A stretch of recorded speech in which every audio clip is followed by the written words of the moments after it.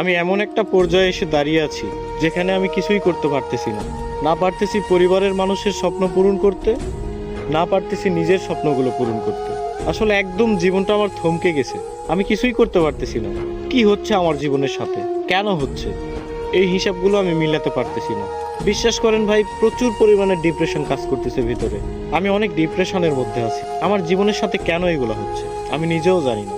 তবে একটা জিনিস কি, কোনো কিছুর হিসাব আমি মিলাতে পারতেছি না। একটা সময় ডিপ্রেশন কি জিনিস জানতাম না, এখন জানতেছি। তবে একটা কথা মাথায় রাখবেন, ডিপ্রেশন বিভিন্ন ধরনের হয়। শুধুমাত্র প্রেম বিচ্ছেদের কারণেই যে মানুষ ডিপ্রেশনে ভোগে, বিষয়টা এমন না। সবচেয়ে ভয়ানক ডিপ্রেশন হচ্ছে ফ্যামিলি প্রবলেম। হ্যাঁ, এগুলো আপনারা বুঝবেন না। যারা মধ্যবিত্ত পরিবারের, একমাত্র তারাই বুঝবে। ডিপ্রেশন অনেক কঠিন একটা জিনিস। এখান থেকে সহজে কেউ বের হতে পারে না, কেউ ডিপ্রেশন কাটিয়ে উঠতে পারে না। তবে আলহামদুলিল্লাহ, ধৈর্য ধরে আছি, ভালো কোনো একদিন আসবে।